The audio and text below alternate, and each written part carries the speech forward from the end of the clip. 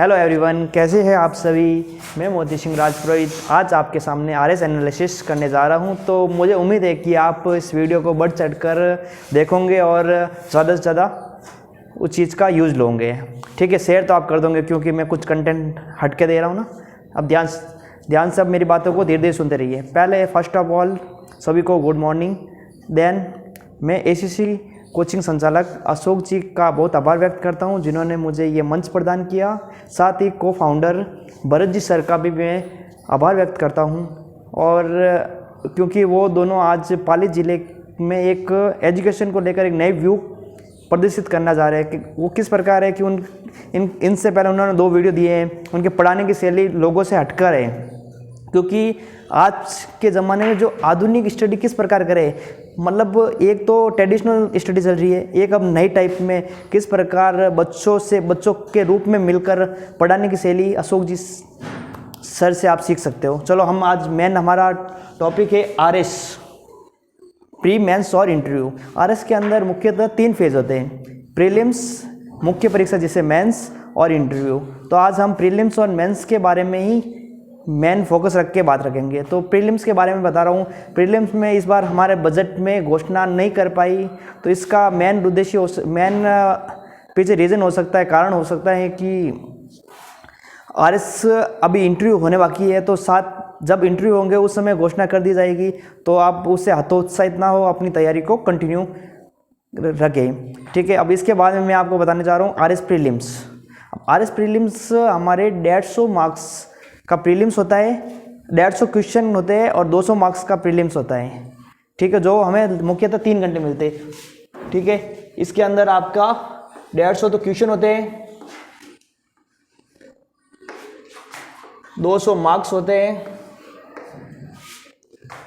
और 3 हमारे पास क्या होते हैं, 3 हमारे पास होते हैं घंटे, जिसे हमें समय बोलते हैं, 3 घंटे।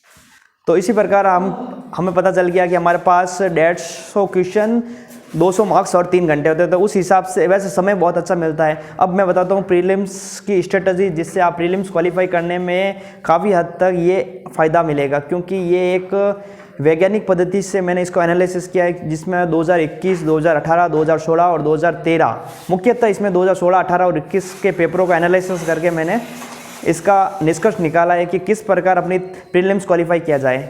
हम मोटा देखते हैं कि जैसे इस बार बजट निकला, अभी संभवतः 10 फरवरी को निकाला गया, तो उसके अंदर एक बजट आया होगा। तो बजट के साथ आर्थिक समीक्षा। अब आर्थिक समीक्षा और बजट ये ऐसे 2 पहलू है जिससे कम से कम 15 से 20 क्वेश्चन आने तय हैं, क्योंकि ये पेपर मैं नहीं कह रहा हूँ, ये पुराने पेपर हमें प्रदर्शित कर रहे हैं। अब मुख्य बात, इसके साथ अब करंट को जोड़ दे तो कम से कम 30 प्रश्न, कम से कम बोल रहा हूँ मैं, अधिकतम पिछली बार 45 क्वेश्चन तक ही आए हैं। तो मैं कम से कम मोटा मान रहा हूँ कि इस बार 30 क्वेश्चन आएंगे आर्थिक समीक्षा और बजट और करंट अफेयर से रिलेटेड। अब देखना ये है कि अब 30 प्रश्नों को कवरअप कैसे करें। मेरा मानना है कि आप मुख्य बजट और आर्थिक समीक्षा ही फॉलो करें, अन्य किसी किताब को फॉलो करने के बजाय, क्योंकि उसके अंदर यदि कोई त्रुटि हो भी जाए तो वो ऑथेंटिक के अंदर माना जाएगा। अब ये तो हो गए प्रीलिम्स के अंदर एक सब्जेक्ट की बात। अब दूसरी बात आपको बताने जा रहा हूँ मैथ रीजनिंग की, रीजनिंग और मैथ्स। अब रीजनिंग मैथ्स की आपको बताने जा रहा हूँ। रीजनिंग और मैथ्स को जिनके मैथ और रीजनिंग से बिलोंग करते हैं उनके लिए बहुत ज़्यादा बेनिफिट करेगा। किस प्रकार बेनिफिट करेगा, इसके अंदर 15 से 20 क्वेश्चन, संभवतः पिछली बार 2021 में देखा गया कि 20 क्वेश्चन मैथ और रीजनिंग के आते हैं। तो उसका ये बेनिफिट है कि जिसके मैथ या रीजनिंग अच्छी है तो वो कम से कम 30 मार्क्स का अच्छा गेन करेगा औरों की तुलना में, तो उनको प्रीलिम्स क्वालिफाई करने में और भी ईजी भी होगा। अब थर्ड चीज़ है, मैं भूगोल जिस ज्योग्राफी को प्राथमिकता के रूप में मानूंगा, क्योंकि ये ऐसा सब्जेक्ट है जो आपके माइंड मैपिंग चार्ट से आप इसको अच्छा कर सकते हो, और इसमें क्वेश्चन ज़्यादातर हार्ड भी नहीं आते हैं, संभवतः सरल पेपर ही बनता है। तो आप उस चीज़ को प्राथमिकता दे सकते हो। उसके लगभग 15 क्वेश्चन राजस्थान ज्योग्राफी के, 3 से 4 क्वेश्चन वर्ल्ड ज्योग्राफी, और 3 क्वेश्चन आपको इंडियन ज्योग्राफी के देखने को मिल जाएंगे। अब रही बात आप ये ज्योग्राफी की, तो अब मैं राजस्थान जीके की ओर आगे बढ़ना चाहूँगा। तो राजस्थान जीके के अंदर वैसे तो हम 5 भागों में बांट सकते हैं इसको, जैसे राजस्थान की हिस्ट्री हो गई, Rajasthan art and culture, Rajasthan geography, Rajasthan economics और राजस्थान पॉलिटिकल। ठीक है, तो अब इन 500 का मोटा मोटा माने तो 50 के आसपास क्वेश्चन देखने को मिल जाएंगे।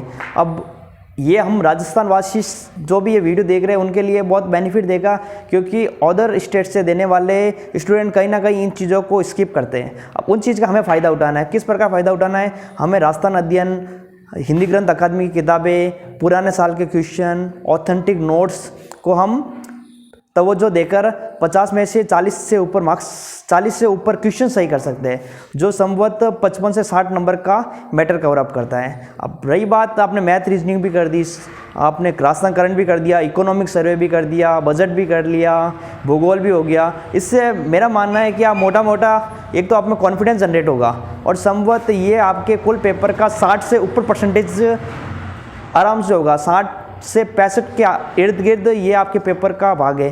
तो इतनी तो हमारी मेरिट जाती ही नहीं है, हमारी मेरिट जाती है 84, 85, मान लिया इस बार 100, मान लो 50% मान लो, तो अभी हम उससे काफ़ी हद तक ऊपर जा रहे हैं ना। तो मुख्य इन सब्जेक्ट पर ध्यान दो। उसके बाद में आप चाहो तो इंडियन पॉलिटिक पर काम कर दो। और कुछ स्टूडेंट्स कहते हैं कि कुछ सब्जेक्ट छोड़ सकते हैं क्या?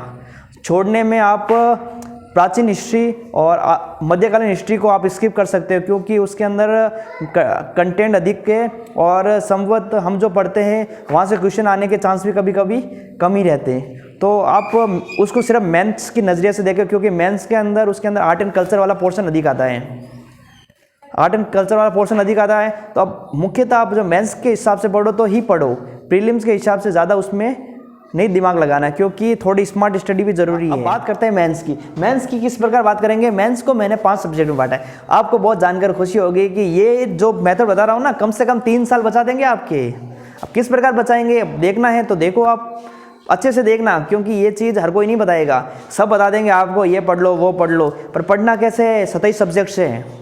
तो 27 सब्जेक्ट आप पढ़ते पढ़ते ऐसे डीमोटिवेट हो जाओगे। आप मोटिवेशन भी ज़रूरी है। तो उस हिसाब से मैंने इस सिलेबस को 5 भागों में बांट लिया, जिससे आपको पता भी नहीं चलेगा और आपका सिलेबस कम से कम 6 से 8 महीनों के बीच में एक अच्छी कॉन्फिडेंस के साथ, अच्छे नोट्स के साथ, अच्छे स्ट्रेटेजी के साथ, अच्छे मेंस राइटिंग के साथ और अच्छे रिजल्ट के साथ ये वैज्ञानिक अध्ययन कर रखा है। तो उसको फॉलो जरूर करना आप। संभवत देखो आप मेंस का किस प्रकार मेंस को मैंने मुख्यतः 5 भागों में बांटा है, ठीक है। उसके अंदर स्टेप फर्स्ट, ध्यान से देखना आप, स्टेप फर्स्ट है, मैं 4th पेपर को पहला लिखा हूँ। पहले इसलिए लिखा हूँ क्योंकि इसके अंदर 2 सब्जेक्ट ही हैं, हिंदी और इंग्लिश, जो कि आप जानते हो। अब हिंदी होगी 120 मार्क्स की और इंग्लिश होगा अपने 80 मार्क्स का। तो टोटल हमारे 200 मार्क्स। 200 मार्क्स को आप पर डे डेली रूटीन में डाल ही दो, चाहे आप जिस समय आप पढ़ते हो उसके अंदर 2 घंटे इन सब्जेक्ट को देने ही देने हैं। क्योंकि इनसे हमने देखा कि पद्मा चौधरी मैम के 149 के आसपास और मुक्ता राव मैम के 138 के आसपास मार्क्स बने। तो इसके अंदर आप जितना ज़्यादा नंबर लाओगे उतने लोगों से लीड लोगे और अपनी जो आप प्रॉपर पोस्ट चाहते हो एसडीएम की, उसमें गेन कर पाओगे। अब रही बात स्टेप सेकंड की। स्टेप सेकंड के अंदर मैंने 13 मिनी सब्जेक्ट्स। अब ये 13 मिनी सब्जेक्ट क्या होता है? आपने सोचा है ये सब्जेक्ट तो इतने सारे होते हैं, मिनी सब्जेक्ट तो कभी हमने सुना ही नहीं। और उसके लिए मैं आपको मिनी सब्जेक्ट नाम की एक नई थ्योरी देने जा रहा हूँ, जिससे आप अपने सिलेबस को छोटे छोटे कहते हैं ना कि बड़ी मंजिल के लिए छोटे छोटे स्टेप लो, वैसे ही बड़े सिलेबस के लिए छोटे छोटे स्टेप से आप स्टेप बाई आगे बढ़ते रहो। अब स्टेप कौन से 13 सब्जेक्ट वो आपको मैं बता देता हूँ। मैंने आप देख रहे होंगे यहाँ पर हमारे पहला लिखा है विधि। क्या नाम लिख रखा हमने? ध्यान से देखो आप, यहाँ पर लिख रखा है विधि। अब विधि को आपने सुना होगा, 6 छोटे सब्जेक्ट तो आपने सुन लगे। आज छोटे 13 सब्जेक्ट बता रहा हूँ। पहला है तो विधि, जिससे आप अवगत हो। दूसरा है समाजशास्त्र, तीसरा लेखांकन व अंकेक्षण, चौथा है व्यवहार, 5वां खेल और योगा, छठा है प्रबंधन जिसे हम मैनेजमेंट कहते हैं, 7वां रसायन विज्ञान केमिस्ट्री, 8वां भौतिक विज्ञान, 9वां विश्व इतिहास, 10वां विश्व भूगोल, 11वां विश्व अर्थशास्त्र, 12वां इकोलॉजी जिसे हम पर्यावरण कहते हैं, 13वां IR इंटरनेशनल रिलेशनशिप। ठीक है, इस प्रकार हमने 13 सब्जेक्ट के रूप में बांटा है। अब 13 सब्जेक्ट रूप में बांट भी दिया, अब पढ़ना कैसे है सर? आपने तो ये अलग बंटवारा कर दिया। अब इसको आप ना वीकली डिवाइड कर दो। वीकली डिवाइड किस प्रकार करेंगे कि 13 सब्जेक्ट है तो 13 सब्जेक्ट को 13 × 7, ठीक है। तो आप उनको 13 × 60 मतलब 65 डेज। 65 डेज का टारगेट 65 डेज का टारगेट बना के चलो कि एक सप्ताह के अंदर एक सब्जेक्ट करना, क्योंकि मिनी सब्जेक्ट है 20 से लगभग 20 से 30 मार्क्स के बीच में ये सब्जेक्ट होते हैं, तो आप उसको पढ़ने की शैली इस प्रकार बनाओ कि आप 7 दिन में एक सब्जेक्ट कर दो। और इस प्रकार आप 13 सब्जेक्ट है, एक सब्जेक्ट को हम मोटा मोटा एवरेज 20 नंबर माने तो 260 नंबर होते हैं। कितने होते हैं? 260 नंबर। अब ये आपको पता भी नहीं चलेगा, ये साइड में हो भी जाएंगे 260 नंबर। और सबसे बड़ी बात 13 सब्जेक्ट्स है। अब 13 सब्जेक्ट्स का एक और बेनिफिट क्या है कि आप 13 सब्जेक्ट कर दोगे तो आप कॉन्फिडेंस जनरेट हो गया, यार 13 सब्जेक्ट तो कर दिया, पीछे के गिनती के सब्जेक्ट बचे। अब उस चीज़ का भी हमें फ़ायदा उठाना है। एक तो पर डे हफ्ते में एक सब्जेक्ट करना है, सेकेंड बात उन सब्जेक्ट के तुरंत प्रभाव से नोट्स भी बना देने हैं। और नोट्स इस प्रकार बनाने हैं, किताबें अच्छी ऑथेंटिक लेकर आ जाओ आप, जो भी आप आज आपको सजेशन जो भी बेस्ट लगे, क्योंकि बुक वही लानी चाहिए जो आपको समझ आए। ठीक है। अब रही बात दूसरी कि अब जैसे आपने जिस बुक से पढ़ा ना, उसके बाबत शॉर्ट नोट्स बना दो। शॉर्ट नोट्स कैसे? एक बार रीडिंग मार लो, दूसरी बार याद करते समय साथ साथ में आप उसके समरी टाइप में शॉर्ट नोट्स तैयार कर दो। ठीक है। ऐसे आप लगभग ये 13 सब्जेक्ट के लगभग 100 के आसपास पेपर बनाकर आप उनको एक साथ समग्र अध्ययन के रूप में लास्ट टाइम के लिए रिवीजन के तौर पर आप शॉर्ट नोट्स तैयार कर दो। अब रही स्टेप 3 के अंदर हम पढ़ेंगे, ध्यान से देखो आप करंट अफेयर्स क्वेश्चन। अब करंट अफेयर्स के क्वेश्चन कैसे सॉल्व करें? करंट अफेयर्स का हम 2 फायदा, एक तो मैंने आपको प्रीलिम्स के बता ही दिया कि प्रीलिम्स के अंदर बजट, आर्थिक समीक्षा और economic survey and current affairs से लगभग 30 से 35 क्वेश्चन आते हैं। अब रही बात पीछे वाली क्वेश्चन की कि आपने मेंस के अंदर किस प्रकार वैल्यूएडिशन करोगे, किस प्रकार प्रश्न आ गया तो किस प्रकार हैंडल करोगे, तो मैं सजेशन करूंगा कि आप आइज से रिलेटेड जैसे विजन या दृष्टि की मंथली मैगजीन आती है तो उसको फॉलो करो, क्योंकि उससे आपको वो कंटेंट मिलेगा जो आपके एग्जाम के वैल्यूएडिशन के लिए बहुत ज़्यादा बेनिफिशियल होगा। ठीक है। और संवत राजस्थान जीके के लिए आप कोई भी बुक लेकर आ जाओ, मूमल लेकर आ जाओ या क्रोनोलॉजी ETC, सब बेनिफिशियल है, सफिशिएंट भी है, क्योंकि ज़्यादा करंट के पीछे भी नहीं भागना है। अब रही बात स्टेप 4 की, तो ये है मीडियम सब्जेक्ट। मीडियम सब्जेक्ट को किस प्रकार आप व्यू करते हैं? मीडियम सब्जेक्ट के अंदर मैंने जैसे मीडियम सब्जेक्ट के अंदर कुछ सब्जेक्ट को लिया है, जैसे बायोलॉजी हो गया, आपके साइंस एंड टेक्नोलॉजी हो गया, इस प्रकार इथिक्स वाला पोर्शन हो गया, पॉलिटिकल हो गया, लेखांकन, लोक प्रशासन हो गया, और इस प्रकार हमारे भारत का इतिहास हो गया, भारत इतिहास, इकोनॉमिक्स, इंडिया इकोनॉमिक्स, इस प्रकार जो छोटे छोटे सब्जेक्ट है मीडियम सब्जेक्ट्स है उनको इसमें लिया है। अब इनको भी आप ना डेली रूटीन में डाल दो 1 या 2 घंटे के लिए, जिससे क्या फ़ायदा होगा? एक तो आपका मीडियम सब्जेक्ट तैयार हो ही रहे हैं साइड में, और करंट अफेयर्स तो आपको आधा घंटा जो भी आपको उचित लगे उस हिसाब से पढ़ते रहो। और राजस्थान जीके है तो उसका मैंने इसके बाद में अगला स्टेप के अंदर बताऊँगा। और इस प्रकार अब अगला स्टेप हो गया आपका step 5 Rajasthan GK. Rajasthan GK के अंदर आपको बताता हूँ मैं कि राजस्थान जीके के अंदर एक तो आप ऑथेंटिक स्रोत को फॉलो करो, और एक PYQ पुराने साल के क्वेश्चनों को ज़्यादा से ज़्यादा देखो। उसका बेनिफिशियल क्या है कि आपको आइडिया लग जाएगा किस प्रकार के क्वेश्चन बन रहे हैं, क्या हम जो पढ़ रहे हैं वो कंटेंट काम का है या नहीं है, या उस चीज़ को हम अति तो नहीं कर रहे हैं। क्योंकि राजस्थान जीके में एक बार स्टूडेंट फंस जाता है तो वो बाहर नहीं निकल पाता है, क्योंकि उसका इतिहास, कला संस्कृति बहुत ज़्यादा लार्ज है, तो आप उसमें आप फंस ना जाओ इस कारण। अब इसके लिए मैं एक नई सजेशन देना चाहूँगा, सूरजस देख क्या करो। सूरजस के अंदर जो छोटे छोटे स्टेप में आजकल वो अच्छा कंटेंट दे रहे हैं और वो क्वेश्चन सीधे ही आपके पेपर में दिखते हैं, तो आप सूरजस देख सकते हो। ठीक है। इस प्रकार हमने RS प्रीलिम्स, RS मुख्य परीक्षा और इसके इर्द गिर्द किस प्रकार स्ट्रेटेजी को तैयार करें उस पर हमने चर्चा की है। इंटरव्यू, अब इंटरव्यू आपके 100 मार्क्स का होता है। इस बार या आगामी भर्ती में हमें सुनने को मिल रहा है कि कुल मेंस के मार्क्स का 80% संवत 80 मार्क्स का आपका इंटरव्यू होगा। ये खबर कंफर्म नहीं है, लेकिन सुनने में आ रही है, तो संवत RPSC कर सकता है। अब रही बात इंटरव्यू की, तो इंटरव्यू आपका ज्ञान वाली बात नहीं रही, आपकी नॉलेज वाली बात नहीं रही, आपकी पर्सनालिटी डेवलपमेंट की ही बात रही, क्योंकि आपका ज्ञान वाली बात उन्होंने प्रीलिम्स और मेंस की परीक्षा में देख लिया। अब इंटरव्यू की बात, अब ध्यान से देखो इंटरव्यू किस प्रकार है। एक अच्छी सी कोचिंग जो आपको इंटरव्यू साक्षात्कार के लिए एक अच्छी प्रिपरेशन कराए, उनके गाइडेंस में आ जाइए। अब उसके गाइडेंस में आकर अपनी एक अधिकतम सुनने में आता है कि हॉबी, अब इंटरव्यू के लिए हॉबी चाहिए, हॉबी कंपलसरी है। आप सोच रहे हो कि छोड़ दूं या स्किप कर दूं, तो ये एक नादानी होगी।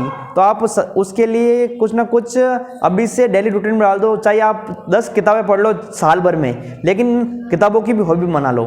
ज़रूरी नहीं है आपने हॉबी किताब की बना दी तो आपको 500 किताबें पढ़नी पड़ेगी, 150 किताबें पढ़नी पड़ेगी, कोई ज़रूरी नहीं है। आप 10 किताब पढ़कर भी अपनी हॉबी बुक्स की रख सकते हो, या गार्डनिंग कर दो, किसी प्रकार की आप हॉबी रख सकते हो। अब इस प्रकार आप एक नॉलेज बेस पर तो आप प्री और मेंस क्वालिफाई कर दोगे, लेकिन साक्षात्कार के लिए आपकी पर्सनालिटी डेवलपमेंट, आपका बोलने का तरीका, आपका व्यक्तित्व, आपकी सोच, आपका रहन सहन सभी मायने रखता है। ठीक है, इस प्रकार मैंने आपको prelims, RS mains, RS interview related कुछ बेसिक बातें और कुछ लोगों से हटकर बातें बताई, क्योंकि मैं चाहता हूं कि आप कम समय में एक अच्छा टारगेट अचीव करो। धन्यवाद।